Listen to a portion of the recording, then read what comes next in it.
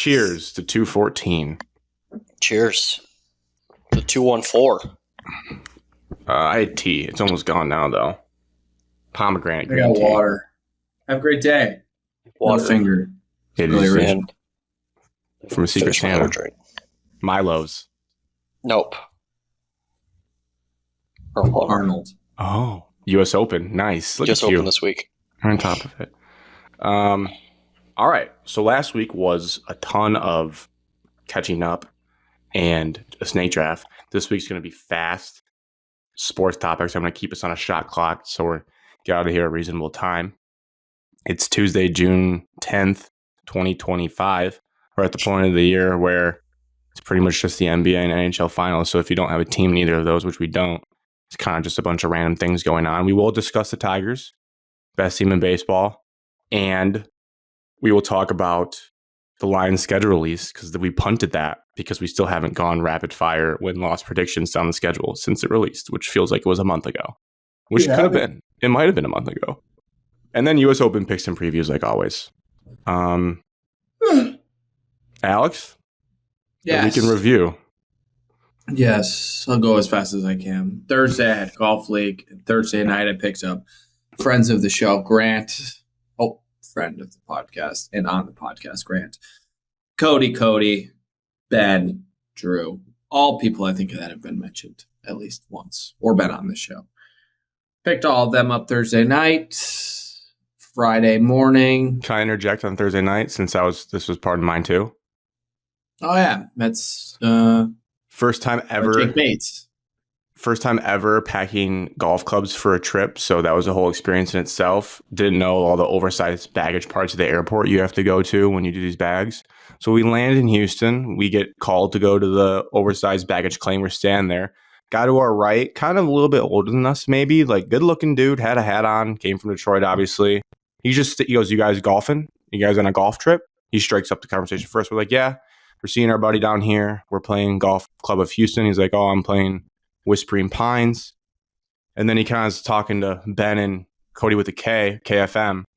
And I can hear Cody with the C and Drew kind of being like, Cody being like, "I think that's Jake Bates. Like, that kind of looks like Jake Bates." And I was like, I guess I do know what Jake Bates looked like, but I was like, I don't know. I was picturing longer hair. I think his hair was cut and he had a hat on. And I was like, yeah, I guess you're kind of looking at I looked at his calves for a second. I'm like, does he have like NFL kicker calves? Like, he's got to have some built legs. Cody pulls up a picture on his phone, and then we're like, all right, it has to be. So then we tell Ben, and we start walking. We go around another corner from an attendant saying our bags are over here. And come to think of it, was just how weird. Ben was just like, we were walking behind him. Ben just goes, "Hey, Jake," just like that. And he kind of turns around with this shit eating gray. He's like, "Oh, you guys know who I am then." I don't know what he said. He's like, "Oh, you guys figured it out or whatever." Not that he was expecting to be recognized, but I think he's like, "Okay, we realized." So then we were just talking to him.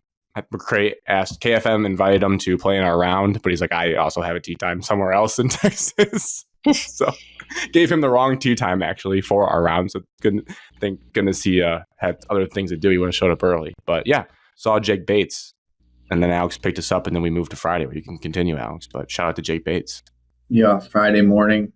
Did we have tacos Friday morning? Breakfast tacos? Breakfast tacos Friday morning. Breakfast Pretty tacos, Total Wine and More. Tacos a go-go. Tacos a go-go. So had those. Chorizo, potato, and bacon. Total Wine and More. Cheese. HEB. Got all the shopping done for the weekend. Took on Golf Club of Houston in the afternoon. Yeah, we did.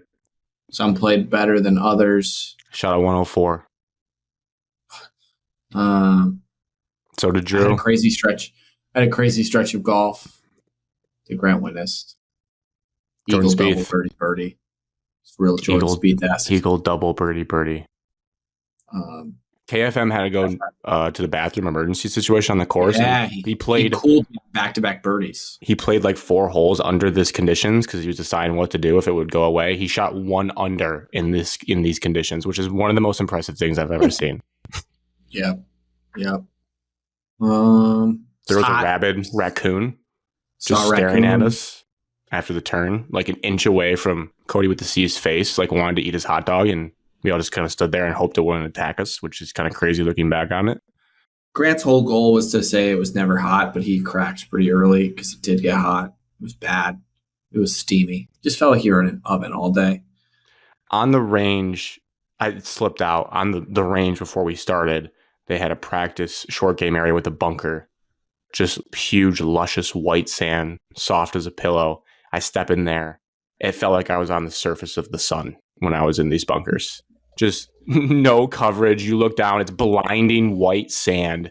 It's 99 degrees. Probably feels like 106. And you're just like, I was like, this is bad. My whole 12, I thought I was like, when like in movies, when they're like in the desert and they start to feel like a mirage, like they're just not sure what they're seeing. That didn't fully happen, but I just kind of felt like I was in the middle of a movie like that, like Kangaroo Jack. It's good to know. I'm just lost in the desert. Joke here. There's no coverage. There's dust just is humid, swirling. too. It's like a dust bowl. Just wet. The grass is like prickly almost. It's not soft, luscious. It's like wants to grab at your ankles.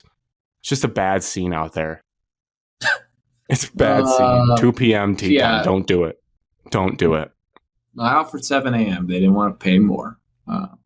So I would boys do it crumbled again. a bit in the heat. Yeah, I shot a 49 on the front, Evan, which I think is actually not horrendous for me. No, that's good. If I shot under 100 out there, I would have been very pleased. I avoided a snowman, an 8 on the front, and then I had like 2 snowmen at least on the back, and that just kind of just destroyed the round. Friday night we went to El Tiempo, popular Tex-Mex spot here. Had 2 pitchers of margaritas. So good. Good guys. Went back, watched hockey, fell asleep early. Guys were pooped from the golf. And we had a morning tea time Saturday morning. Well, the dinner logistics, this kind of speaks to the whole trip logistics. We just nailed everything we did, ironically. Yeah, we really did. Timing, we didn't really communicate well like guys do at the airport. Alex didn't, like, once we got off the plane, we didn't really call Alex where we were. Just walked outside and he was like, oh, I'm pulling up right now. Perfect. Perfect timing. El Tiempo, they were like, we called them on the way back from golf, which I think we played like an 8-hour round. Looking back at it, not long. really, but like it was long. 6. So it's like, we're going to get dinner at 9 o'clock. And they're like, oh, it might be a half-hour wait. We show up. It's a very busy part of town. Alex has got to park his truck in a tight parking lot. Lo and behold, someone's backing out as we pull in, parks. And then we get a table for 6 right away because we were able to park and they were like waiting for other people to come in, but we beat them to the spot. So boom, get a table. Fantastic meal. Alex has been there, so he didn't know, but it blew the whole group away, I would say. Yeah, many times I've had Cody it. with the C was the biggest fan. He stole my bit of unbelievable. He just took that mantle from me. He's like, this is truly unbelievable. Best fajitas he's ever had. Cool. Yeah, he got fajitas. Drew and I got pork carnitas. Very good. They served a garlic butter with it, which I feel like is rare at Mexican restaurants. But that was a great touch. I felt like I was eating a nice steak. Instead of refried beans, it was basically like a Texas chili, they called it, which was a great touch. I love chili. The rice was fine, a little different. It was like a green kind of color. Though, I mean, the star of the show, honestly, was like the nice, thin, airy chips that you could just house, like the scene in SpongeBob when Patrick just inhales grandma's cookies. That was basically all of us with the chips when they were put on the table. Murdering chips after golf. They had this like avocado creamy green salsa type deal that was just out of this world. Good. Out of this world. The regular salsa kind of did taste like marinara sauce. That was a little strange. Yeah, the green one's good. The green was just the servers could not bring enough of it, and these servers were on their game. They knew that you needed more chips before you did. They knew you were out of salsa. They like cleaned the whole table and flipped it over when the real food came. Dressed like mariachi band, like I think Cody with the C pointed out. It was just a great spot. People were very dressed up. That's the one thing I felt a little out of place. I just wore a t-shirt and a backwards hat, but like girls were in dresses and guys all had like collared shirts on. So whatever. That was good. That was the Texas. most that night. I laid Southern style. I laid on the air mattress next to Drew in the living room. The lights were on. You guys were all talking and we were watching the hockey game. I legit like probably top 5 most tired I've ever been. It reminded me of like the first time you ever swam in a pool when you were a kid and then you realized how tired swimming made you. I laid there after the golf and all that food with my neck pillow on from the plane. I just passed out. I didn't even see the Panthers win in OT. I was like, I can't stay up for this. I'm just sleeping with everyone around me. I never. I woke up at 4:00 in shambles. Contacts in, teeth not brushed from like all that. I probably had carnitas lodged in my teeth. And I was like, I need to take care of this. I'm a mess. Okay, Saturday morning. Par 3 course, 9:30 a.m. Awesome spot. Guy at the front 9:30, desk sucked eggs. He ruined the vibe, but we told him that we didn't care. Before we even go ahead. decided, he's like, "You guys aren't playing at 6." We're like, "Okay, We need you in 3 and 3. Whatever. We gotta split you up half. We can't have 6 people playing a hole." And we're like, "Well, get out there." There's groups of 5. There's groups of 6. There's groups of there's massive groups playing together. So it was no big deal. We all linked up together. Just for reference, this course is par 3 course only. They have pickleball courts as well. And it overlooks, you can see the whole city skylines. It's a very cool spot. Course is actually pretty nice for a par 3 course. It's very good shape. legit bunkers." Tricky. Alex, you scored one bunkers. over from a bunker. You can attest to that. Well, that would be a negative on the sand. But Made you think. It was tough. sure. No place to land it, really. And Grant had been saying for the last month that the par 3 course, he would shine. He would shine there. And he did. Let me tell you, he brought Played well. his game. It's the best I've ever seen Grant play. Granted, that morning I was broken down from golf, and KFM gave me a couple swing tips in the apartment before we left, and that's all I really thought about. Just he basically said, Evan, because I was like, how do I make the baseball swing more like my golf swing, or what can I carry over? And he basically had me put more weight on my lead foot from the jump, and because I'm bad at transferring my weight. And he's like, just pretend like you're throwing your hands inside out, hitting a line drive to right field, when you attack the golf ball. That's all I thought about. And so basically, Grant's just hitting little low liners. Yeah, no height to these, just line drives at the hole. Low line drives that kind of roll around. They're not pretty by any means. No. But effective. Get to. I was 1 over through 4. I know that. I was 1 over through 4. Yeah. I doubled 4. That's when we joined together. I doubled 4. So Grant is beating me. Mm-hmm. And I looked at Alex and I was like, I know this is a par 3, but you wouldn't actually be mad. He goes, no, I'd be furious if he beat me in anything golf related. And I was like, oh, this is legit. So we gotta lock in here. So we get to 7. You're talking about the up and down hole? Yeah. No, 7. no, that was 7. That was 7. I'm up 1 7, still. Grant's up 1. I'm tied with Ben. KFM also shot 2 under. He played unbelievable as well. That needs to be. Putt. He made a 12-footer every hole. We counted his math, Evan, which was just a funny bit. He played Golf Club of Houston at a 75 plus 3, which is honestly more impressive maybe than the par 3. So he was 100 strokes total between the 2 rounds. I shot a 104 myself at Golf Club of Houston. 3 people in our group shot over 100, and he beat us between 2 different courses himself. He played out of his mind. So he already won. So there was no contention there. It was for second place. Ben and I were tied on hole 7, and Alex was 1 stroke behind us. And then Cody and Drew were playing for last place in a tight match. They ended up continue, Alex. But hole 7, Grant tops tee shot. Duffs it. Bad. 10 yards, 15 yards in front of me. 10, 15 yards. 90-yard hole, I just top it to 80 yards. I pulled it a little left into the green side bunker that I now carry another bunker to get up and down. There's 2 little pop bunkers. I'm in the farther one. So Grant's obviously going first. He hits a very good shot. He's 20 feet out, down the hill. He's past the pin. Got 20 foot down. Downhill I'm in the slider. bunker.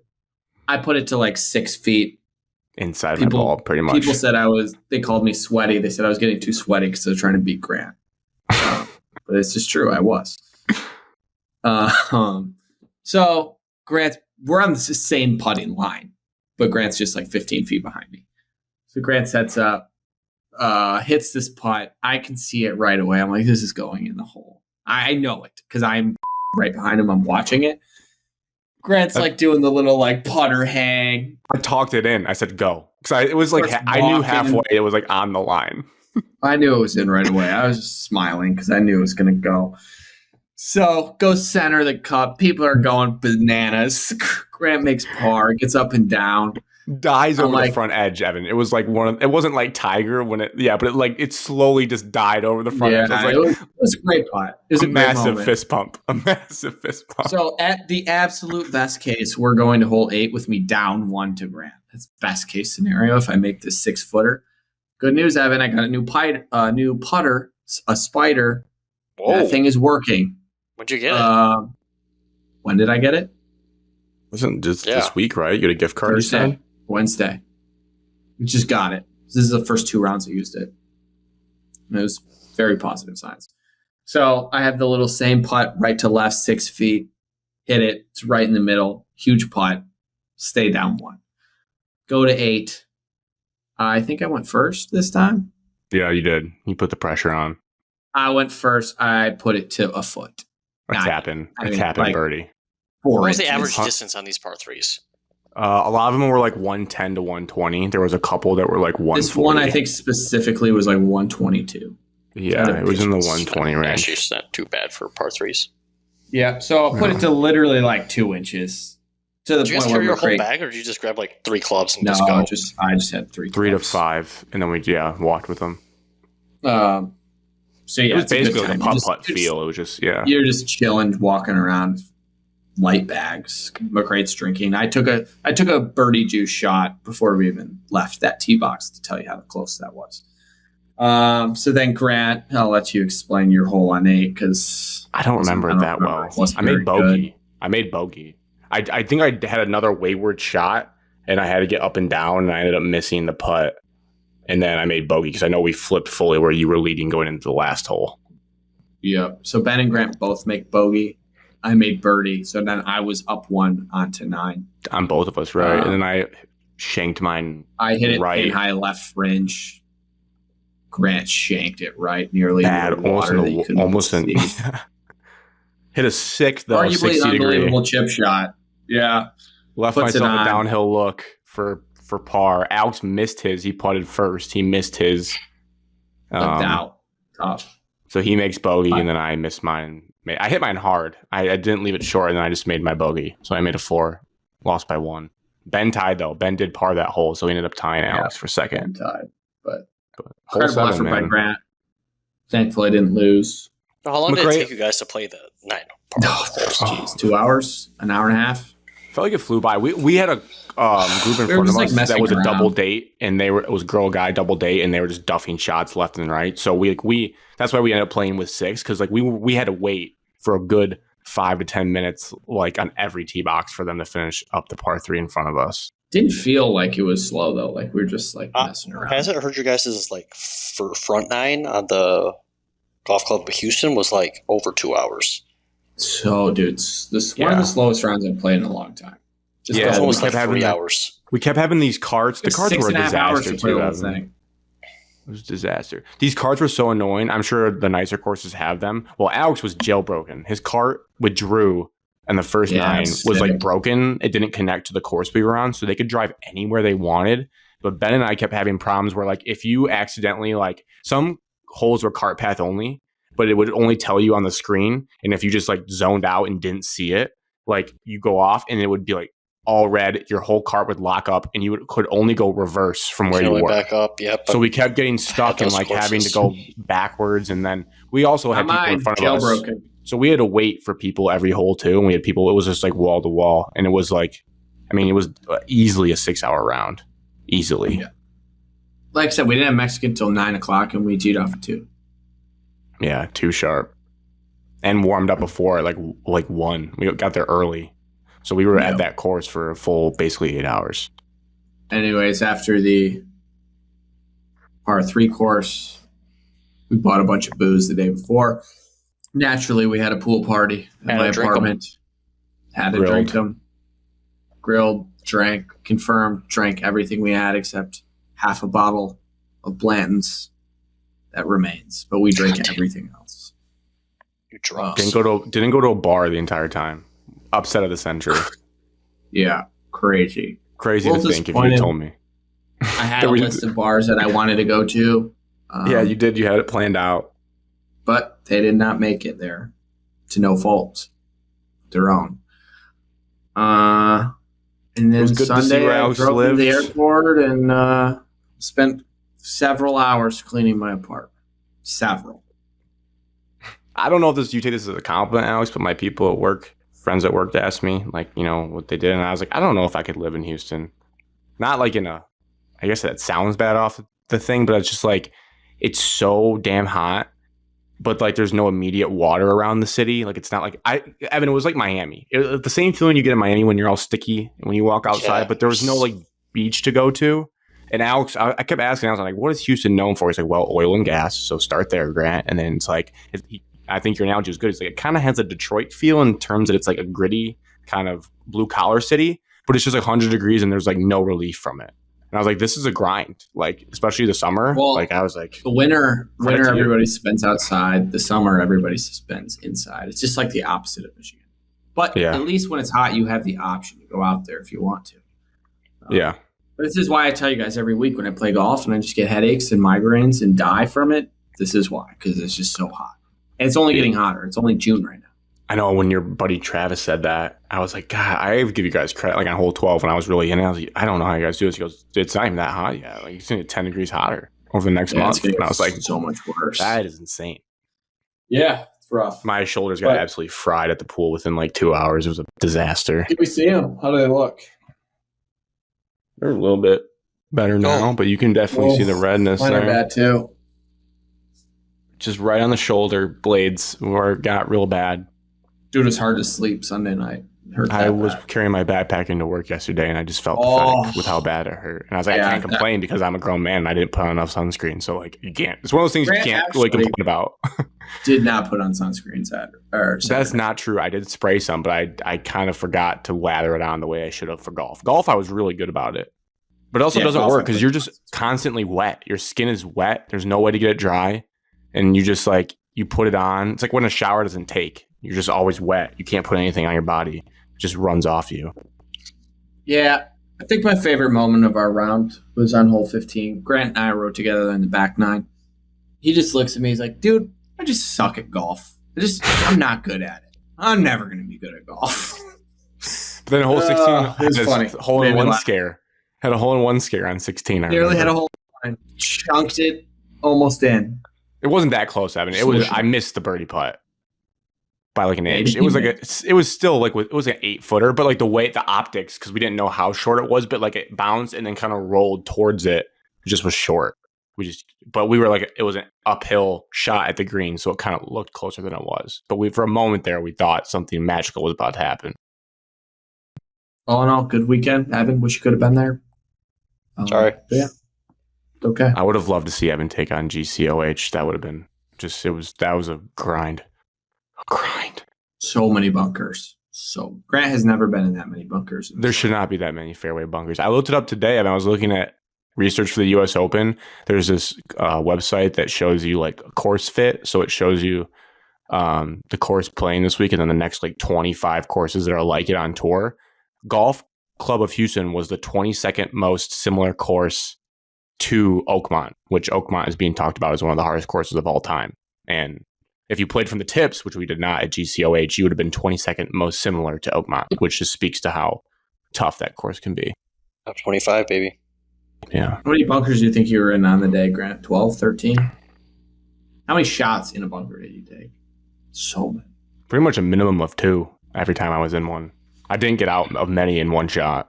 Good news, Grant, is if you hit into the bunker, you never lose a ball. True. Yeah, how many balls did you lose? I lost that one. I hit right in that thick stuff that we looked in forever. I lost that one. That pissed me off because that wasn't like gone. I don't think I ever hit a ball in the water, which was cool. I never had a water ball. All right. I dropped at least 4 or 5 times, so I had to have lost at least 5 golf balls. Evan, your week? End of baseball season, nearing the end? Just getting started for travel. For travel, but with the Olders, 15U. So I just the young kids are done. Well, young kids just finished up on Saturday. 8U coach pitch career officially over. Forever? I'm probably not going to restart. By the time I'm done with this team, I'll be damn near 40. Fair. That finished up on Saturday. Not bad. Got a really nice gift from the team, so I was happy about that. What was it? Can you say what you got? Yeah, I got a bunch of like goodies and snacks and like what baseball coaches need, and I got a really nice Yeti bucket with a nice, comfortable like coach seat on top of it. Oh, nice. Good for the tush. Yeah, I don't know if I have it. I didn't save the picture. Played golf league last night against my father and his partner. You played well. I already peeked at you around. You played very well. I did. I shot 2 over on the back. Yes. Of course, I'm sitting on the 3rd tee box on 12, and we got to sit there and wait on league for everybody. And of course, my dad instantly turns to me. He's like, 2 pars in a row. Better keep it up. I was like, jackass. The good news is I didn't have to play my dad just based off of handicaps, and I dominated my matchup. Like the points you're saying? Yeah. How many can you take again? I forget how the league. 30 total. How many did you take? We took 20 and a half. Ooh. Okay, Alex, breaking news. Drew actually did play that bad. He basically told me all weekend how terrible he is at golf. He told me that right before we teed off. Breaking news on league. The biggest win margin of all time happened this week. Really? Win margin? 28-2. That seems impossible. Casey and his partner, I think it's Nick. 28-2. They won 28-2 over KP and John. What? Yeah. How does that even happen? What'd they shoot? Messed up handicaps or just like the worst round ever? I don't know. think the worst round for both of them. God, that is insane. Yeah. What's is 20-10 normally like a ass kicking? That's a good that's an ass kicking. down. Like you usually get into like the 17-13 range, 16-14. 28-2, you're already like going to be in the top 4 going into the last we have position week next week, so it's officially halfway through the season. That would have been like if I had to play McCray at GCOH the way he played and then take my round. Like we're talking probably a 30-stroke gap between the two. Well, Grant, I beat you by 22, and Grant and Cody beat you by 29. Yeah, but you 3-putted to double. I 3-putt double on 18. Alex, that's his new thing in golf, Evan. He was trying to break 80 consistently, and now he just got to figure out his demons on the 18th hole at GCOH. I have not broken 80 at Golf Club of Houston every single time, and I've had a chance on 18 every single time, and I've doubled 18 every single time. Did you get any merchandise from the clubhouse or no? I did not. We weren't like anybody? Rush. Wilkins got a hat. They had a lot of cool hats. I just got a polo. I thought about it, but then like I kind of wanted to see how I did with the course, and the course dominated me. If I would buy the polo first. If I broke 100, I would have gone back and got a hat just to say, just have it. But I don't want to forget that place, but I don't think I'll play there ever again. Other than that, yes, travel ball season starts. Look forward to Thursday. Thursday we play at Eastern Michigan's field, so it'll be sweet. Ooh, is that turf or what's that? Yeah, I believe it's turf. Gray turf, like the football field? Football field's not great turf anymore. It's green because it's Max Crosby Field. Oh, nice. I'm glad he fixed that. I don't know. That's about it. Oh, new recording area. So if you're watching on YouTube, you see it. New Throwback, actually, yes. Throwback. The new listeners, it's new, Alex. All of our thousands of listeners that have just I love the paint on the walls. I always have. I love that color. I like the birds chirping. Yeah, it's a nice natural. Okay, we'll go rapid fire some topics here that we left yesterday. First one random I wrote down. You guys see that the snack wrap is back for McDonald's in July 10th? I did. I do like snack wraps. I'm waiting for McDonald's to drop their damn s'mores McFlurry. Is that a throwback? Is that like a thing they've done before? I love s'mores is like a top 5 dessert for me. Really? Yeah, I just love everything s'mores. That's a crazy thing. Top 5 Those dessert. are so gooey. Yeah. Are you like slightly? I forget. Are you slightly charred marshmallow, or do you like it really burnt around the edges? Perfectly golden brown. Like I'll take my 30 minutes to golden that marshmallow up. Yeah, I've seen that. Big fire guy. Yeah. Oh, speaking of desserts, then not to get too off the rails like we always do, but I did get some of my. When Evan says that Ben & Jerry's is unbelievable, you have to run out and get it. I tried the caramel chocolate cheesecake. Dude. Something caramel. I might just. It was very good. No. It's very good. The parts of cheesecake I got were like really rich. Like it almost was like too. For me, it was too much of a vibe shift. I loved everything around it. The cheesecake I didn't love as much, which I guess is a big feature. Because a lot of times they say like cookies swirled in or cookie chunks in it, and you barely get any. That one like hits you with like huge chunks of cheesecake. Have you ever had Bluebell ice cream? Really cheesecakey. Yeah. Bluebell? Or is that just a Texas thing? Is it with the bunny on it? It's a cow. I feel like Bluebell's everywhere. I'm either Ben & Jerry's or Hudsonville. Well, Wilkins bought some for sure, and then he forgot to eat it, and then I ate it. It was cookie batter. It says on the thing at 1 second at an ice cream contest. Pretty good. Pretty good. I ate all of it in one sitting. There are a bunch of cows on it. Maybe it is like a Texas thing. It's definitely a Texas brand. I just don't know if they sell it elsewhere. It was called Crazy Cookie Dough? No, cookie batter. Okay, because they have a crazy cookie dough and it's like yellow and pink and blue. It is crazy. No, it's not crazy. It's just cookie batter. That was my food. I probably will get a snack wrap because I do like those. Those are nice. I like snack wraps too, but I don't eat fast food. Well, you'll make an exception. Snack wraps aren't fast food. They're healthy for you. No, they're not. Quick, this is a long time ago, so some of this is going to be dated. But I did want to make a note that the soccer fans out there, all of our teams in this call did make the Champions League, which was cool. So we get to look forward to that next year. Good at hockey. Evan, Chelsea's got a big game against an MLS team this week. So really, stay tuned for that. Is that the World Cup, Club FIFA World Cup thing? Club World Cup. Oh, I'm out of tune for that. Then didn't even notice. Are there any matches? Aren't there matches in the United States for this? It's hosted in the U.S. Okay, I was gonna say. I know Man City's bringing like a interest. I'm kind of excited to see because I think some of our new signings might play in it to get ready to go. So I might actually try to play Wydad AC. Chelsea plays Lyon. No, Chelsea plays. Well, they play them, but they also play LAFC in the MLS on Monday the 16th. So just say Grant. I said they play an MLS team at Mercedes-Benz Stadium in Atlanta. Oh, that's a fast track right there. Can you imagine if you lose to an MLS team? Peach Bowl championship. Top 8 team, top 8 league in the world. Fast track. Yeah, it is. That's just funny. That was the first thing you thought of. Fast track. Take the over. I don't know how you watch this, though. I think this is going to be hard to watch on TV. So that happened. Next one. Lions one, serious one. Frank Ragnow retired, guys. That's pretty important. One of the most important players of our roster. 100%.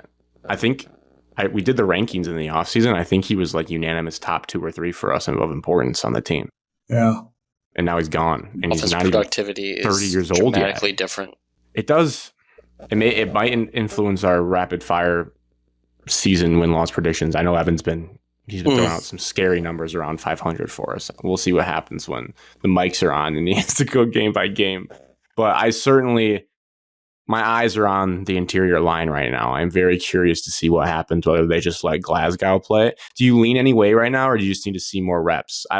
If you were the coach right now, obviously we know less information. Evan, are you like, I'm just moving Glasgow there and letting the other 2 rookies be the guards, or are you putting the pressure on Tate Ratledge to figure out how to play center as his first year in the league?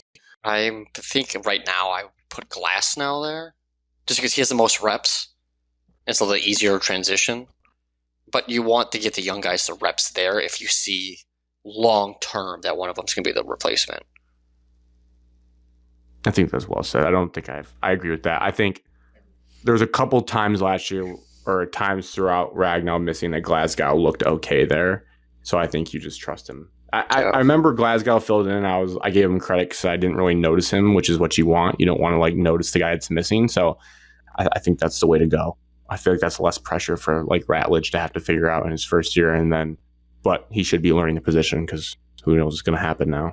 But yeah, it definitely affects a little bit the offense because there was a stretch there where when Frank was out, things just got off the rails.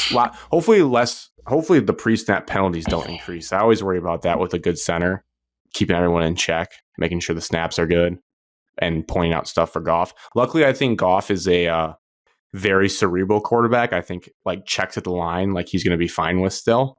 It's not like we have a rookie QB who just lost his like veteran center. Like we have a guy that knows the offense inside and out, so we should be okay there. Moving on to Michigan topics quick, and then we'll go Michigan State.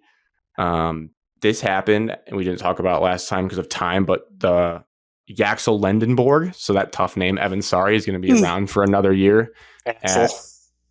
Axel, that works. Drop the Y. He decided to return to Michigan, and I'm sure Alex is probably pissed in terms of all the preseason buzz. I also don't love the preseason buzz. I don't really know what to expect. You guys are a consensus top 5 team. Yep. They were top 10 on a few lists I saw. It's a fact.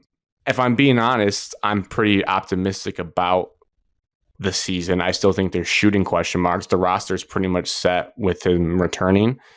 Based on what I saw last year and that talent, I would say my expectation for this year, which I'll see if you guys think is fair, is for them to hang at least one banner in any fashion.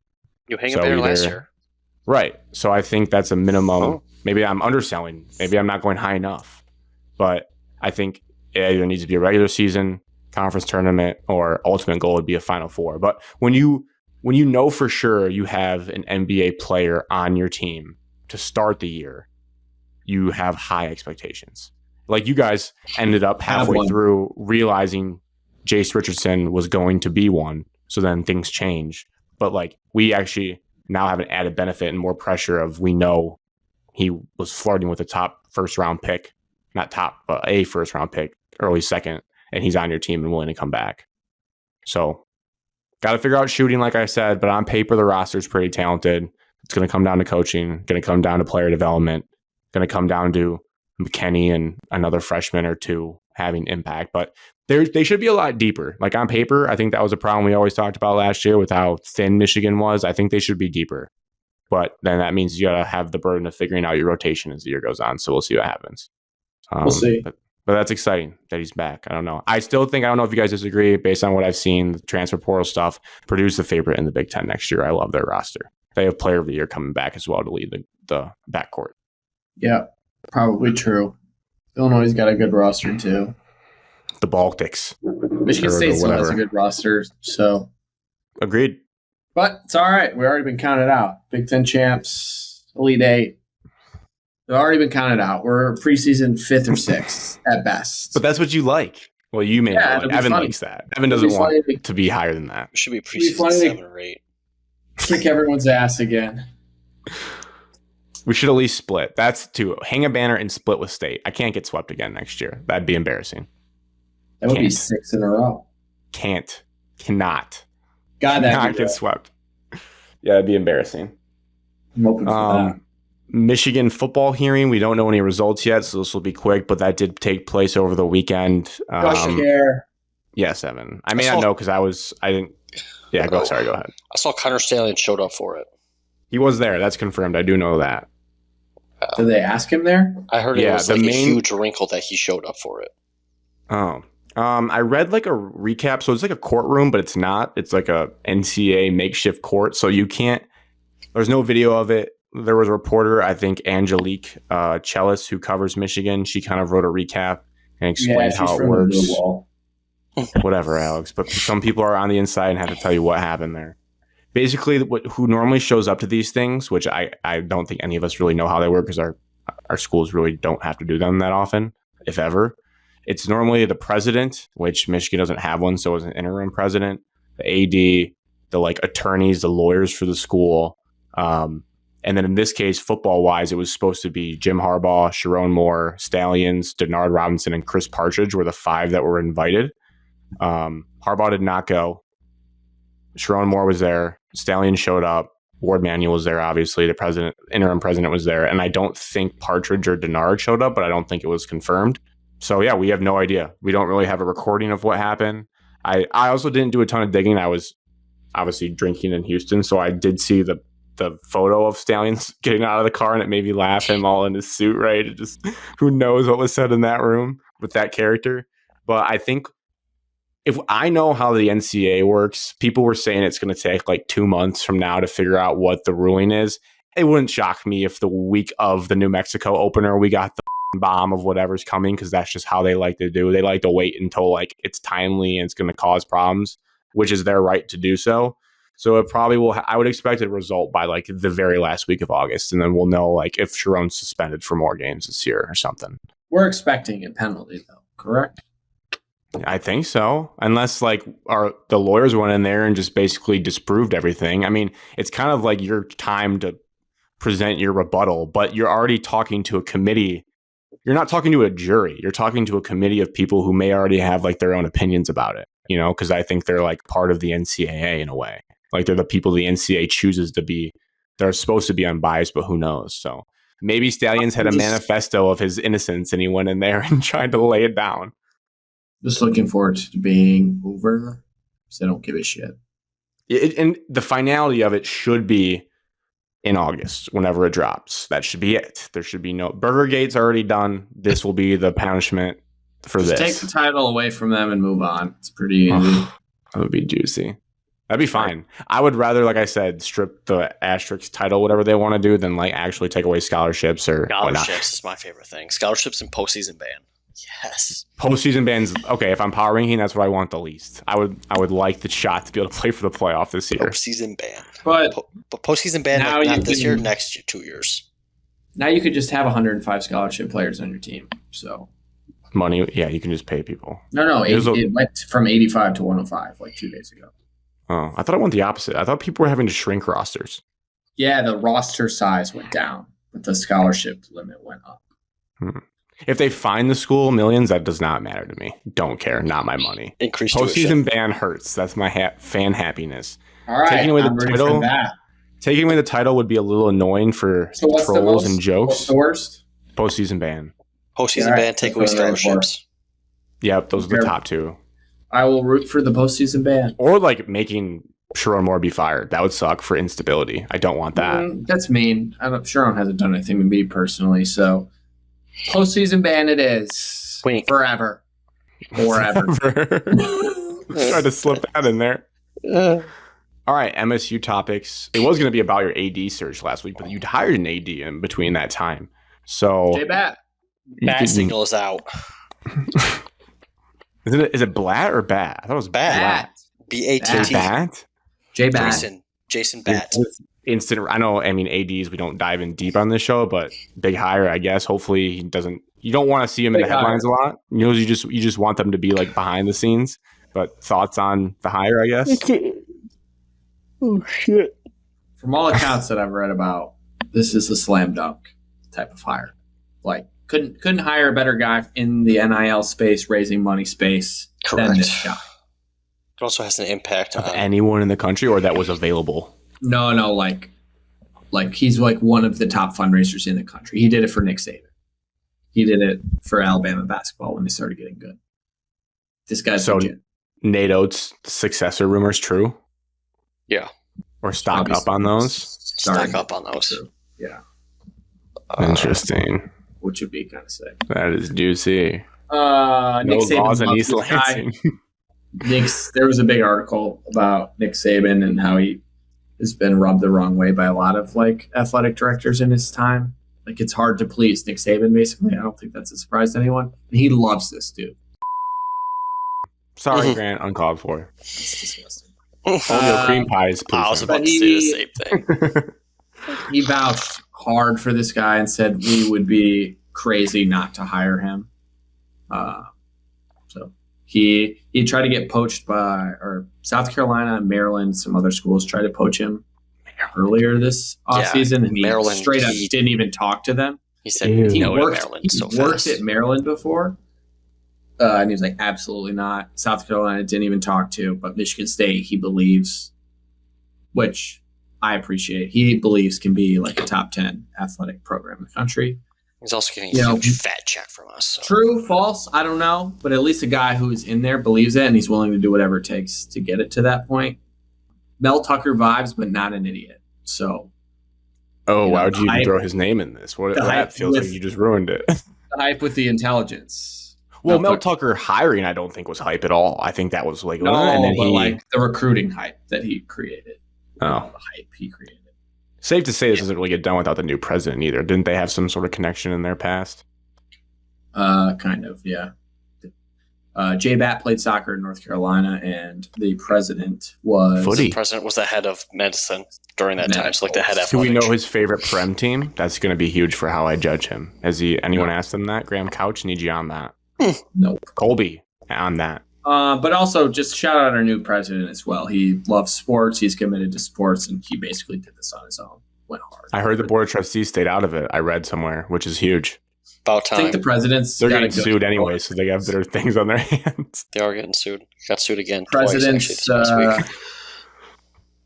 president's got a good hand in everything. It seems like things are trending up for the sports. And J Bat said he's going to give everything he needs to give to Jonathan Smith to be successful. So people No thinking excuses. that new AD is going to come in and fire Jonathan Needs Smith. a new stadium. Not That's what's needed. I think Yes, more melty moment stands. Evan, if you can give your thoughts on the hire as well if you have additional, Alex. But also, I would like to ask you the fun question: if you got 10 minutes in a room with J Bat tomorrow, what would you tell him as a fan? Like, what does he need to do to make you happy? Number one, he's got to fix For that. Evan, said for Evan. You asked me. You said my name. I said Evan. You said One. Alex. You can answer it too, though. 1, Central Service Building has to be removed. Upgrades to Michigan State Spartan Stadium. It has to be this priority number 1. Okay, nice. 3, full remodel, relocation, everything of the spring sport facilities. A lot of the spring sports are still in and out of Jenison, which is outdated and not used to its best proficiency. They're just wholly onto Jenison for nothing anymore.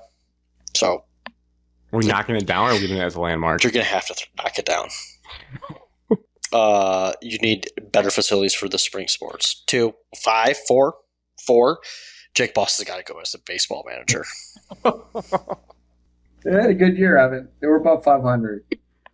Alex, we finished 12th in the Big Ten. Jake Boss gets to get brought Made up the on Big the Ten show tournament. so much for how we never talk about college baseball, but he really does. He's such a nice solid guy. He came and talked to him to multiple of my classes. Such a nice guy. And I need a winning product. I'm sorry. No Big Ten teams in the College World Series this year, though, so really he has UCLA is. underperformed. UCLA's in it. You stupid Oh, they're a dummy. Big Ten team? Yes. This is stupid. They're a Pac-12. There is no Pac-12. That's man. a loophole. All right. There's a new Pac-8, though, I think, or something. Yeah, Mountain West. All right, Alex, your demands, your list of demands for J Bass. NIL, better, cool uniforms for all. Just sports. NIL better. Alex, I just don't want to leave Nike. If we go to Adidas next No, time, no, schools don't. Oh, Don't leave Adidas. Nike. No. Go to Georgia Tech, Adidas, J Bat. That'd be disgusting. I hope you guys. No, Okay. actually, I like you guys as my friends. I don't want you guys to have I to would wear that vomit. merch. No, keep the Nike, but I want better. I want better basketball uniforms. I hate ours. I hate the stupid ones that say state. I think they look ridiculous. Those like just square state across it. Yeah, it's Hate like the those neon stupid ones Hate them. back in the day. Hate them. So I want new basketball jerseys. I want better You could just do NIL throwback ones as your primaries. and just a brand new stadium for football. All brand new. Just tear it down and build a better one. Well, but you have to could pick a build new it, location yep, because they south on can't do. campus. Yeah, they can't do it that Be fast. south on campus. Yeah, still on you're campus, you're though? yeah, well, technically, you're going to buy a farm field and you're just going to build it there. You know how That's LSU is sick. just like way away from everything? Just do it like that. No, you don't want to be away. That's You're going to part have of to. the charm. It's easier for traffic to. It's where like basically Yeah. you do like the NFL stadiums where it's just parking lot around it. I feel like Penn State's in the middle of nowhere, isn't it? Yeah. You want it to look Also, like I a big want- house? You I can't want do you to fix anything the around parking. the stadium because there's no parking. I want tailgating to be fixed as well. Be better. Fun again. Make tailgating Yeah. fun again. No rules. Minimal rules. You can throw footballs in a parking lot. Not gonna And kill that. not 9 night games every football year. No more Mm. Friday night football That games was other than the home opener. Ford Field game or no? We stand up to that. Yes, we keep that. Okay, we like that. Alex TV Yeah, we like that. controls the times. We don't anymore. Oh, No, Jay no. Bat tells people what to do. I'm telling Jay this is what he's got to do. And Give Adam lastly, Nightingale a raise. make sure Michigan gets a postseason ban. Hmm. Get it done. Get it I done. wonder if do you think him and Ward does Ward reach out? Like, do they become Fight Ward. Fight Ward. Boxing Push match. Ward over? Boxing match in Would you say if there was ever an assault in the tunnel, you want him to get to the microphone first and spread their spin? Yes. Say it was all on Michigan. It was all their We're the fault. victims. Need to be arrested. All right. Nice. I thought that was good. I thought that would be a fun question because he's got a lot of work to do, I would say. Based on my other thing, I didn't see this fully. The hockey team was a 1 seed and the basketball team lost in the Elite Eight. Okay, I didn't mean that. Great. We're not that bad at sports. I actually meant might for fly football. over recruit if the number 1 overall prospect next year, that's going to be the number 1 draft pick in the NHL draft, doesn't go to Michigan State. Evan, respectfully. I'm gonna cry. It's a high Until thing they- to say. Also, I would ask Jay Bat to fix the college hockey postseason. Find a way to fix Okay. Okay. Fix college football and make them go back to the old If we conference. do series in college baseball, why are we doing a series in college hockey? I agree. Double It elimination should be the each same site. format. It should be the exact same format. Yeah, Double elimination each site. I agree. Fix it. This was a long time ago, but I remember I wrote it down. There was a moment when maybe it's changed since J Bat came in, but it seemed like I just wanted to ask you guys. It the seemed bat like signal. Goes out. that is cool. It seemed like the fan base for MSU football was all time low. There was that message board genius post of that. If you guys ever follow that account, they basically just take snippets of unhinged message board posts, and it was after Kansas, I guess, took a recruit from Michigan State, and it seemed like the pulse of the fan base was an all. That's when you texted, I think, Alex. All the You're running It backs. was. hypothetical from the other Michigan State chat, how many years or whatever go by till we win 10 games yet. I was like, are we in a good spot as a football fan base? You guys seem depressed as hell 2 weeks ago. It was just recruiting. Well, because we had to fix our NIL situation. We did not have an AD at that time, and now we have one who's great Bat at signal. that. Bat signal. So I'm feeling a little better. Oh, there's going to be so many Photoshops of the bat signal. That's good stuff. It helps that Chief of Prop is just saying Michigan State is back every 20 minutes on Twitter. So That's those are the weeks he lives for. That's when you really got to rally the troops because there's a sense of optimism. I think Michigan State can be very good at football if they just figure out how to maximize their millions and millions of alumni and donors and billions of dollars they have out there. There's no reason you guys should ever be below top 25 annually, year over year, and then Correct. the peaks can be. We'll find out what the peaks can be. We know at one point it was to make the college football playoff, but yeah, especially now that you're in one of the big boy, you're in one of the top 2 conferences in the land. We need you. As a Big Ten guy, my team's been trying to carry the conference a little bit with Ohio State here. We need the middle of the Big Ten to get back to where they were, so we can go toe to toe with the SEC and stop having. Let's not forget how Michigan had their down years. Grant, okay, you guys were a joke for 10 years while we were good. So let's just correct. Bad okay. coaching hires, hires will set you back. Okay, And giving up on Rich Rod too early. He was a visionary. it happens. It happens. Yes, it does. We'll be back. You need We Kirk still made Cousins the to athletics return top home. 25 programs to the 2000s. Yeah, without doing any research, has to be right. We were Has to be. 25th. Oh, really? Yeah. Who was in front of you though? I guess we don't need to go on the list, but Read it. I didn't do any research of this, so I really don't know. I'm sure the person who Team wrote it that thought won it a out national better. championship. We have Yeah, the most more than losing 20. seasons of any of the teams in the top 25. That's why. Kansas State considered a better program than you of the 2000s. I don't think they were in there. Okay. Washington maybe because they also made a playoff, Washington 2 was playoffs. 20 Oh, and they 23. just played in the playoffs. title game. Yeah, they have to be. Yeah, they are actually. They were 23. I saw a story too about Was how Chris Nebraska in front Peterson, of us? No. revived Sean McVay's coaching career. It was one of those pieces where I'm like, why do I pay for the Athletic? And I was like, this was a really good story. But he called Sean McVay out of the blue because he could tell he was depressed. And Chris Peterson, I was also depressed at one point, and you need to do this. And now Sean McVay loves coaching again. It's crazy. Chris made Peterson, me think of that. Jonathan Smith's mentor. And good coach. What does he do now? What does Chris Pearson do now? Fox analyst. Dude, he had Washington going there for a little bit, and obviously Boise. What a dog. Okay. The last thing was you guys got he was a backup guard, I think, but a transfer from Miami for basketball. But bigger picture, it seems like the basketball roster is set for next year after that addition. There should probably be no more movement. Does that feel right? Yes. Okay. Feeling solid about the squad. Cone We're Carr the looks best sick. player in the Big Ten. It's off-season highlight. Cone Colin Carr. Carr, best player in Big Ten. he had an offseason, and then I also saw Jeremy Yaxel Fears. Lendeborg? No. Colin Carr. You want to talk about some just beefy athletic guys going at it. Not Except beefy in a bad way. One's way more athletic than the other one. Yeah, objectively can jump higher. Colin Carr's the most athletic player in college basketball. Yes. Of our lifetime. But it seems like Jeremy Fears, his dad said he got his bounce back. Yeah, you guys are. Not... So we'll see. I also saw a rumor that I think it's the Sleepers media said that Jesse McCullough was in a walking boot, which I guess if you're going to do that, do it now. But I did see that. Yeah, it's June. We're talking. And all MSU big men have foot problems. The Nike shoes. Adidas school. Okay, Tigers. Yeah, I think we'll be good still. Tigers check-in, moving along here. I'll give them a couple minutes. We are 41% of the way done through the year. That's kind of crazy to think about. I feel like we're in like a lull right now with the Tigers where we're almost like taking their wins for granted. Yeah, I could be wrong by that. Way. I know Comerica was absolutely jam-packed. For Jahmai Jones. Oh, Jahmai Jones moment. I remember that. I watched him at Mud Hens the week before. Yeah, Wilkins told us that. He's like, we saw him down there. Because I said, we were pretty drunk after El Tiempo, and we see this home run, and I'm like, who is Jones? Like, I felt like a fake fan. I'm like, who is this kid? And then we were all looking. A lot of Andrew Jones jokes or like other Jones. Chipper Jones, like, obviously not him, but Pac-Man Jones. Pac-Man Jones, and then we realized it was Jahmai Jones. Why? Pac-Man Jones got arrested again. Now? Literally like 2 days ago. Oh my God. You're on top of it.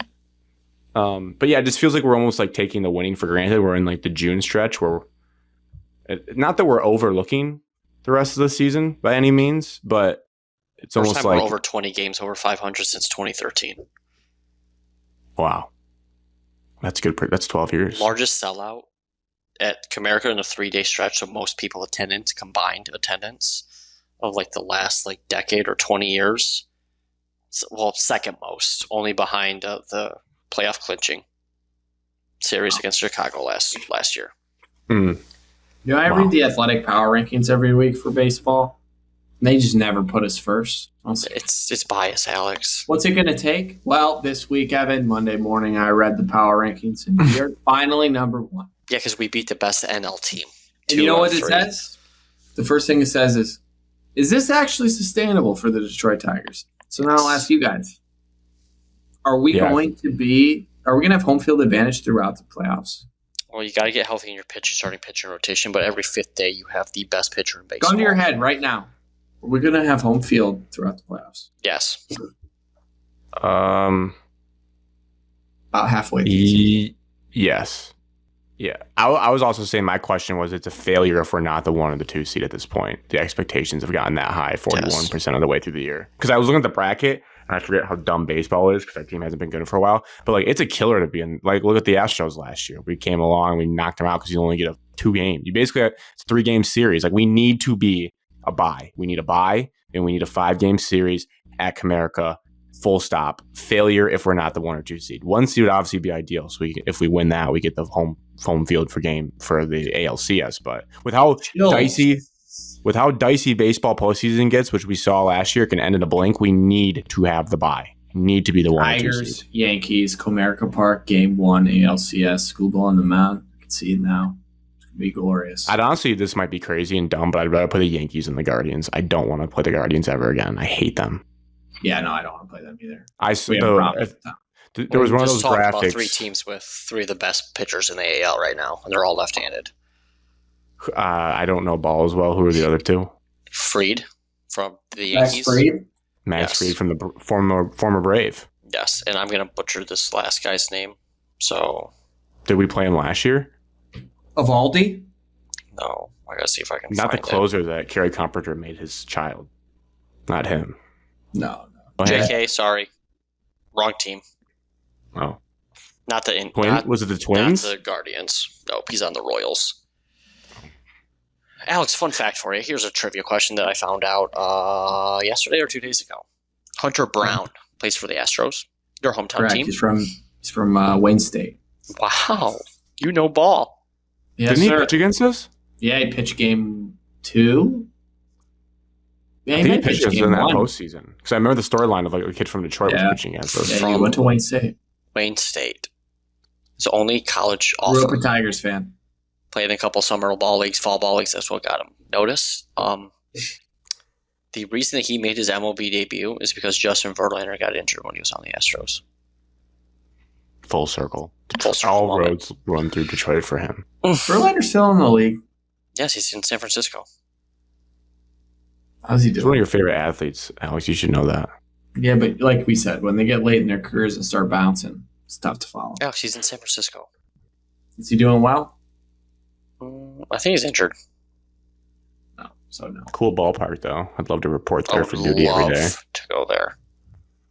It's a bucket. A lot of fest. homelessness, though, I think. One more Tigers question. Mm-hmm. Torkelson hit another home run today. He did. He got his hands inside that pitch. Very What nice. Sounds like a coach, Grant. what do the It was Tigers have to do impressive. in the postseason for you to think that we didn't waste this magical run? Well, I guess it would just be advanced farther than last year, and I would Get like to to the host. ALCS. Just Yeah. get to the ALCS. You got to win multiple games in the ALCS. Yeah, dude, because it's hard. I mean, we could Go to like Game one- 7 in the ALCS. Scoob never has bad games, but Scoob has one. If let's say, God forbid, we're the 3 seed. God forbid he gives up another Grand Slam. God forbid he has one just rocky game. We lose game 1 of a best of 3, and then your butts are puckered, and you're not expected to move on. So like it just happened. That We have a number postseason 2, is though, finally. Flaherty's looking nice. Job's still hurt right now, correct? Yes. Not looking Mize good for is him. hurt as well. Reese Olson has a setback in his rehab assignment. Oh, I forgot about him. Is Mize back? Yes, Mize has been back. Mize is Yeah, back. I've seen Happy Mize Day a few times. Yeah, he's back. My Just pitcher Peter tomorrow. Tigers plays pretty playoff regularly. moments bring me the most like sadness. There's so many sad moments for them. Alex, Thursday, June 19th. Make sure you have alarm set for, I think, 12:10 your time. Pirates My versus set. Tigers. Skiing school. Not Skeens School. Well, they're off by 1 day now because the Tigers have pitched. They just got to line that up. Do we have any projections for who would be pitching Saturday? Because I'm going with my family then for a little Against Father's the Day Reds? gift. Yeah. You get Flaherty. Hell yeah. I want to see Ellie De La Cruz too in person. I'm looking forward to I got that. to see That guy's him a last year. beast. De La Cruz? Yeah, I went to the Reds Tigers game And last you year. still watch MLB Network?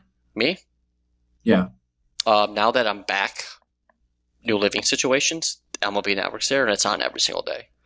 They had Nice. Hunter Brown number 1 in the pitcher power rankings. They had Skubal 2nd. They had Skiing 7th. Hunter Brown's that good. Yeah, he's the AL Cy Young candidate this year. Oh my God. But Did not. Skubal's still the best, Evan. So please tell your people at MLB Network to get it correct. It's just those rankings like don't account in like last year. They just talk about like this year. Skubal's even better this year than he was last year. Correct, but One Cy Young last they year. look at Skubal's win loss. He lost 1 game.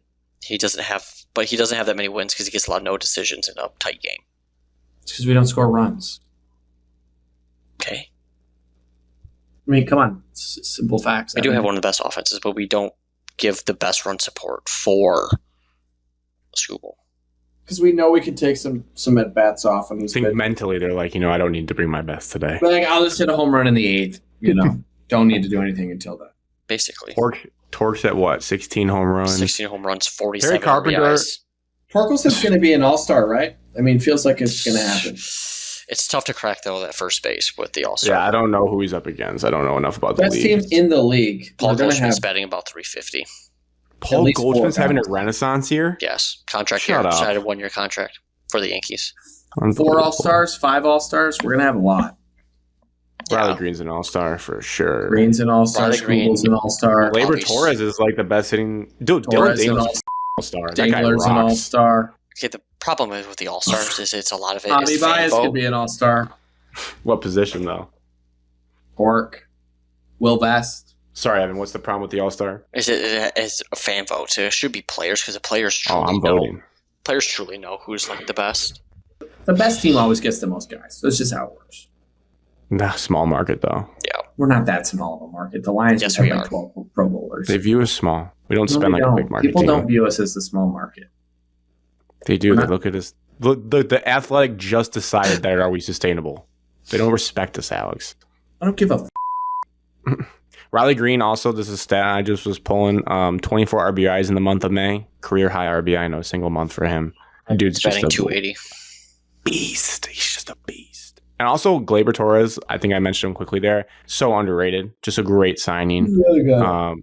Kerry Carpenter's had the hot stretch. He had 3 dingers in one game against the White Sox, which was absurd. Batting practice for him that game. Now that Meadows is back, I think Kerry Carp's RBI numbers will get jacked up because he was having to hit leadoff during that stretch. But he has like 13 home runs, but way less RBIs. That should go up because he actually is going to be hitting with people on base now. Didn't Dylan Dangler have a few RBIs today? He's a beast. Yeah, he had an RBI. Grant's favorite player. He's up there. He's just a stud. Good looking dude too. Just what you want your catcher to look like behind the dish. Parker Meadows had an insane ran in on a line drive, caught it with the bases loaded too. That was just a wild play in center field. Kerry Carpenter also, every time I look and I catch up on highlights, he's making a sick play in the outfield. Threw a guy out at home plate, has multiple catches like up against the wall. That's like underrated of his game, I feel like. Very underrated. He just makes plays out there. Did you know the moment? I don't think we realized that what was happening in that moment. Runners on first and second, first and third with 2 outs. The 8th inning. Best just gets Kerry Carpenter, you're saying? Tries to get that catch. 4-out save. Well, Parker Meadows catch, I realized it later. I was like, wow, the bases were like juiced there. Okay, in fairness, the same game as the Jemai Jones. Tigers have some favorable matchups going ahead with teams below 500. Nice. Well, we only took 2 out of 4 against the White Sox. Because you play down sometimes. You have the Orioles, Reds are around 500. You have the Pirates. Rays are sneaky good this year, but then you have the Athletics. Twins to round out the month of June.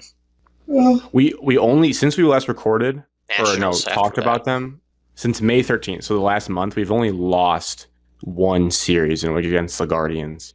We tied with the White Sox, but every other series we won, which is all you need to do. Just keep winning series.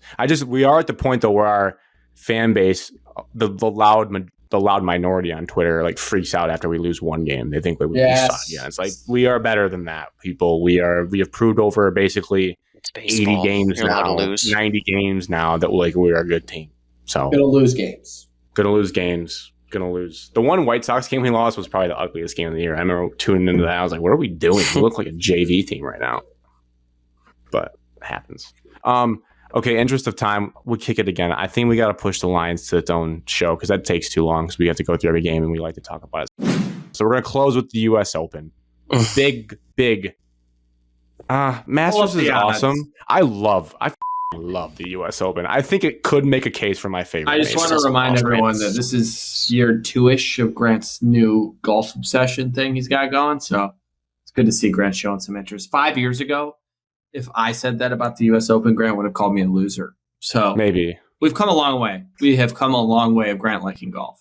I don't like how this is stacked, but we're only looking at this winner column, so that's all we need to do here. Some notes, storylines for the week. It's basically just going to be the course. Rory McIlroy said today he shot an 81 in a practice round last Monday. Or did the last 2 holes to get to an 81. He had a birdie to get to 81. He did the opposite of Alex to avoid 82. He birdied down a stretch. Hey, he's not cool. He did say it softened up a little bit, but we really haven't. I mean, it was 2016 when Dustin Johnson won. As Alex pointed out, I wasn't really into golf nearly as much then, so I don't really remember any big tournament ever being held at this course. I remember playing it in the Tiger Woods video game. I remember first seeing the church pews being like, what the design is this? So I'm excited to see a real tournament played there. I like watching all like the YouTube golf people play the course when they get invited out there like weeks before and watching like somewhat average people play. I think the 4Play guys are posting their video tomorrow. I can't wait to see what Trent Ryan shot at Oakmont from the tips. Like, I just like to know how bad I would be. I joked, I sent a text to you, Alex, when it was like Justin Thomas, like players were being asked, this course is so tough. They were being asked like, what would an 18 handicap shoot?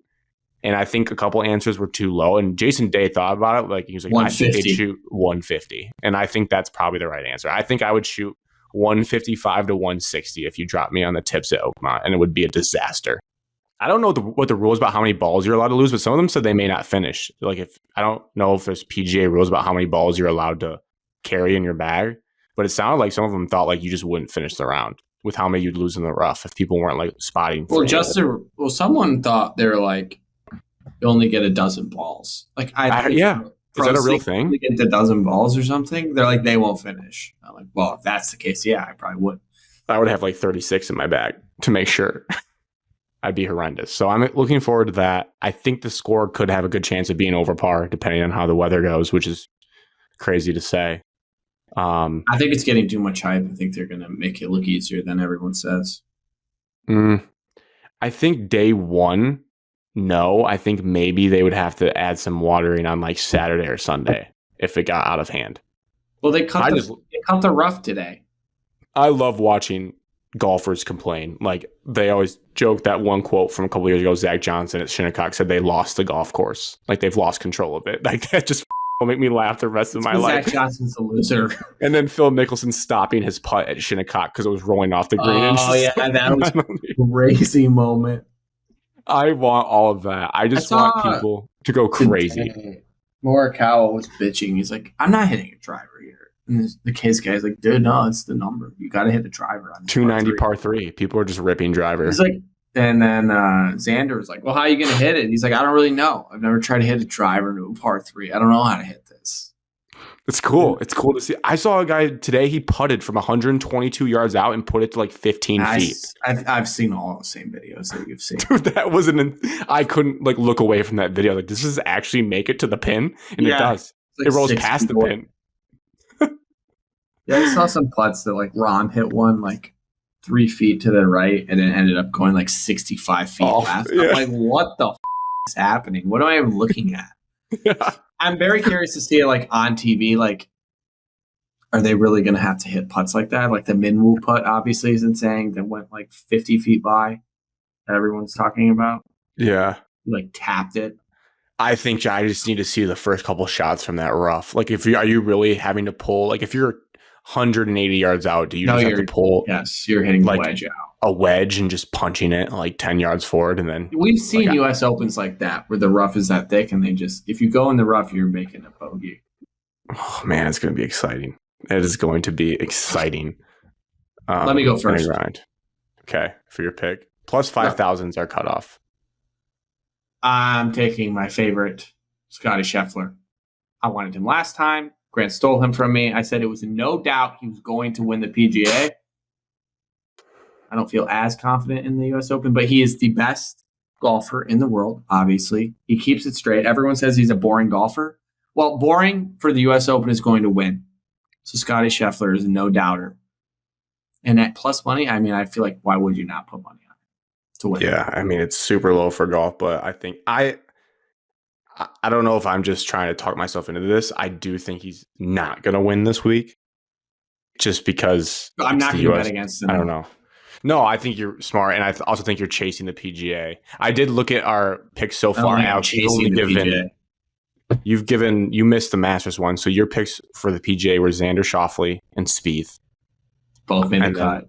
Evan took Justin Thomas and Jason Day for the PGA, and I took Scotty and Sungjae Im. My long shot Spieth, that was a pride pick. Okay, that was not a golf pick. And then Masters, Evan was Ludwig and Spieth, and I was Morikawa and Straka, just to give everyone a stage of who has been picked this year. Evan, you can go next for your favorite if you'd like. So Alex got Scheffler. I'm taking Collin Morikawa. That was who I was wrestling between. Yes. Oh, you made my decision easy then. You're welcome. Driving accuracy is my number one reason why Collin Morikawa is second in all players in the PGA Tour with driving accuracy. On that same website I talked about that said that Golf Course of Houston, they compare the courses. They also have their own model of how a golfer fits with the course. Collin Morikawa fits the best in their model with Oakmont for driving accuracy. So, yeah.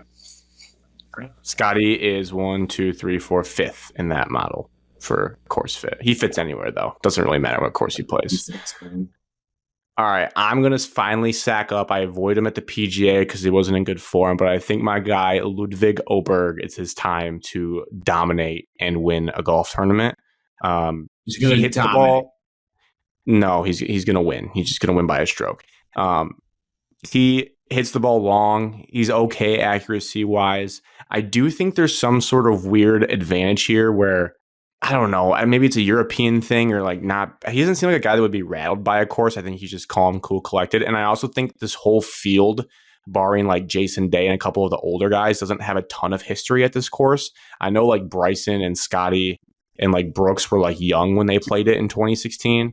But like all the other guys like Dustin and Jason Day, like maybe they make a run at it, but I'm not expecting them to. So I think there's a nice like everyone's on the same level when it comes to experience with this course, where Ludwig, it doesn't really matter that he has never played this. He did okay at Pinehurst last year, I remember. I don't think that necessarily translates to mean he's going to be a great U.S. Open golfer all the time.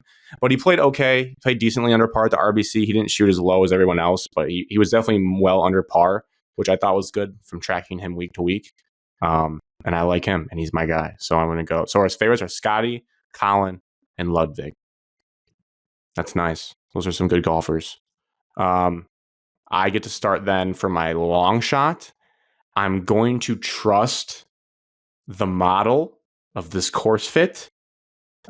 His form has been average. I'm going to take Daniel Berger at plus 10,000 to be in the mix.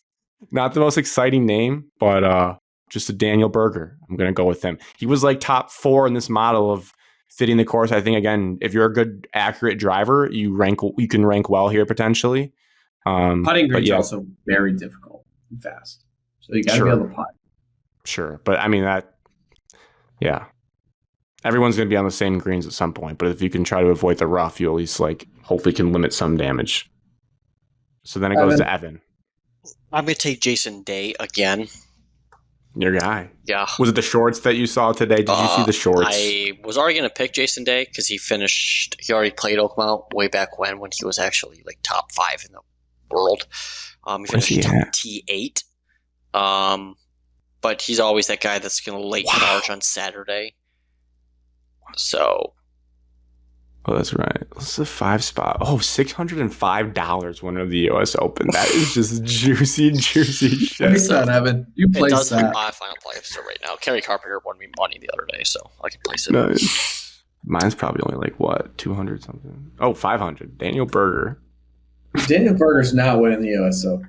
I mean, he's just not.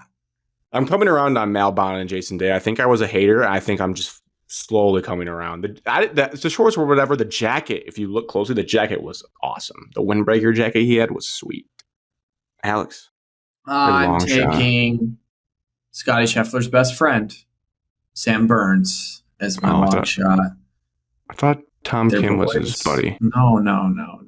You're just taking the guy that played good last week. Wrong. Sam Burns is top 10 in putting on the PGA Tour. Greens are diabolical, 16.5 on the stimp. Sam Burns also can just shoot like a 28 on a side and then 45. So I just like his game, that he's chaotic. Maybe he gets hot makes the cut, gets hot Saturday, gets himself in contention. Sam Burns. Also best friend Scotty Scheffler, also a Dallas guy. He didn't rank super highly on my algorithm, but I don't really give a about your algorithm because it's not yours for one. There's Paul Casey on that list. So you're telling me Aaron Rye and Daniel Berger are going to be balling out this week? Aaron Rye driving accuracy is number one. Majors are about crap. Aaron Rye's number one guys that can compete in a high level pressure situation. That's why the cream always rises, and on super hard courses, the cream rises even higher to the top. Well, I also saw a U.S. Open stat that was like a lot of first-time major winners break through at the U.S. Open. Name one off the top of your head right now. Graham McDowell becomes some superstar. Graham McDowell. That didn't become a superstar? Yeah.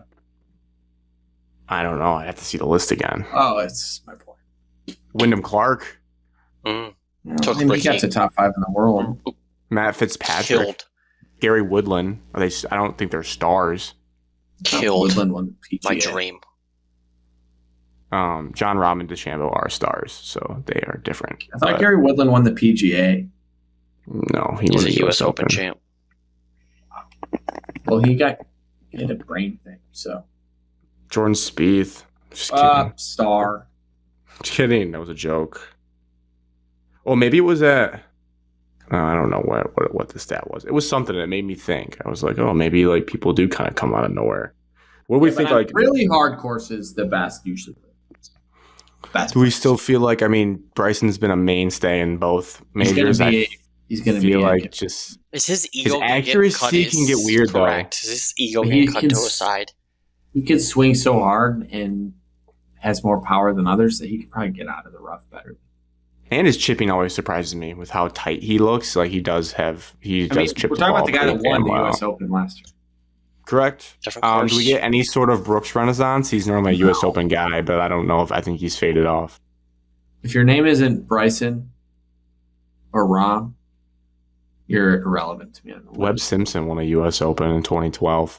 Yeah, that was the name I was looking for you to say. Webb Lucas Glover won a U.S. Open in 2009. He won several times last year. Wait, are these U.S. Opens? This has to be, right? Yeah, U.S. Open champions. 6 under, 10 under, 6 Some under, people are 6 thinking under, that 6 DJ is under. going to have a renaissance this week. No, dude, that's just like the classic. He's dude, been dog he shit. does not care about golf right now. He doesn't. And I don't blame him. I'm not saying it's a bad thing. He's just cashing checks. Then why even play in these? I think I think he likes golf. So you I think make the cut, you make the money. Yeah. The sponsors are telling me you get to go show up and play. Well, yeah. I mean, I would want to play. I would think I would want to play majors. I would still want to be trying to be good. He doesn't seem to give a about being good. No, I think it's a fine line. The last. I can't believe you think Daniel Berger has a chance of winning this U.S. Open. The last over par U.S. Open was 2018 Brooks at Shinnecock. I think if you put a gun to my head, I would say our winner is over par. Brooks had a terrible back nine too. Sunday. What? Oh, Aaron Hills I remember Aaron Hills got demolished in the media for letting someone win at 16 under. What an outlier on this chart. And LA Country Club was COVID or ish. It was a weird year. That was disgusting. That was an awful U.S. Open. That was 2 years ago. No, but there was like no fan. No, they wouldn't let any fans in because they're like private. That U.S. Open sucked. Yeah, and no juice. Clark one, I don't like that. Last year, honestly, really revived the U.S. Open in my opinion. That was like a good old fashioned U.S. Open. What, Matt Fitzpatrick beating Will Zalatoris didn't do it for you? That was fine. It was weird though. Ludwig, Morikawa, Scheffler, and DeChambeau on Sunday. I want all 4 in the mix, and I just want to watch. My favorite U.S. Open was held at Chambers Bay. Jordan Spieth. Oh, you dirty dog. Martin Keimer, Alex. Joe Buck on the call. That's when the U.S. Open was on Fox. Yeah, that's when it was good. That was sick. They should put it back on Fox. What's it on? How am I watching? It's NBC, and they have wall-to-wall coverage. But some of it's on Peacock at like night on Thursday. Jeff Oglesby. But like they're using USA Network to supplement. So like they're on at like 6 a.m. Thursday morning. USA Network. If you just have cable, you can watch. Actually, wait, I had a tweet. So because we are a broadcast show at heart, so this is a nice little graphic I can send you guys, but they have it here. It's the 21 hours of coverage on NBC is the most network exposure for any major golf championship of the year. Yes. It's like kind of like ridiculous that we had to like talk about that now in 2025. Yeah. That like golf isn't covered this much. Yeah. Peacock kind of complicates it because that is a streaming, but like USA and NBC are just part of cable packages. So really it's just the mornings. But Ludwig tees off at like 7:15 featured group on Thursday, and that is nice. I didn't even see that. There's some good pairings. Let me see if I can find any. No, Sometimes my guy Jordan going off Thursday. I don't know. They did one not dirty, but they put Rory, Shane, and Justin Rose together, which I thought was kind of like they basically put Rory with his best buddy. Oh my God, look at that. Matt Voigt, Butler alum, first person teeing off in the U.S. Open. That's electric. He won in a qualifier. Xander and Bryson have to play with the guy that pissed and raised DJ. Ooh. I saw Spieth and Rahm, and I said that might be bad for mentals. That might be one person feeding off the other. 114 at 10 o'clock off 10. Victor Brooks Collins, and JT. Scotty. That's nice group. Jason Day right after him. All right. Minwoo, Justin, and Brooks. I feel like Justin and Brooks would not get along with each other. Where's They Ricky didn't and really Paul spread Casey? these groups out. They just put all the big names together. Why are these people teeing off at 10 on the back nine? They got to split them up, Evan. What? Ludwig starts on 10 at 7:18 a.m. Hottest golfer going, Ben Griffin. That guy sucks. I hate him. Yeah, Shane, Justin, and Rory are all together, which I thought was just putting the Europe lads together for a good hit and giggle in the first 2 days. Ooh, round 2, I got to get up at 7. I got to be ready to watch 7:29 a.m. Oh, you're at 1:14 on Thursday, Alex. Jordan Yep. Spieth, John Rahm, Dustin Johnson. Those are names. One guy that doesn't give a shit about golf and 2 guys that are psychopaths. Well, Basket Well- cases. so 6:29 a.m. Central for me to watch Jordan Spieth on Friday. How I'll be bad right. do you want it? I'll be. How much of a fan I got are up last year for his British Open round. It was at like 4 a.m. I was waking up at Faster Horses and trying to watch the British Open. Those are the best times. Alex, I Especially- saw a funny children's book tweet that made me think of you. It was someone said someone should write this: The Adventures of Jordan Spieth. It's not funny. Look at this cover. It's Hey, good stuff. No, we haven't talked about it, but he played really well at the Memorial, which was a tough course, high I level. thought he field. faded off towards the end. He finished 5th, The Memorial was tough. Those are tough Hard final track. scores. and he was right in there on Saturday. The leaders were Scotty and Jordan, with like 4 holes left on Saturday. He bogeyed his last 2 on Saturday. That's what he does. It's fine. I'm begging for Jordan to be in contention this weekend. Begging. He's gonna win the Grand Slam when he's like 37 years old. You're gonna have to wait a little bit longer. What if he just wins this week and wins the U.S. Open? That'd be sick for Book you. that Ryder Cup ticket. He's going anyways, but book it. Yeah, Scotty already locked his place up. No shit, but Ben Griffin is about to auto qualify. Just to put that out there. We need Jordan to win a big tournament. I check the Ryder Cup standings like at least check 'em once a way week, too much. maybe twice. I check him way too I'm much. obsessed with this event. But Russell everything I Henley's keep still in it. reading saying that they're still going to pick Jordan as a captain's pick regardless where he is, as long as he keeps playing decent. Yeah, I think Justin Thomas auto qualifying would definitely help that case as well. Yeah. Because last year was weird because they both kind of sucked, but they had to take both. But this year, like if his That's buddy's 2 years in, ago. no. Oh yeah, last Ryder Cup. 2 Last years. Ryder Cup. Sure. That's when JT was horrendous. He didn't even make the Tour Championship. Jordan Spieth did make the Tour Championship. It's weird not seeing Brooks Koepka up there, but I don't think he's going to be in unless he does Koepka is anything not making the Ryder Cup. Great. He sucks. right now. But if he just blew us away this weekend, anything That's can his happen. only choice is to like win a major to make the Ryder Anything Cup. can happen. They don't Anything get, can they don't get happen. points in the live. No Wyndham Clark this year. Thank God, God. no. No offense. God, no, dude. I can't stand that guy. All right. That is 214. Cheers. Cheers. God bless.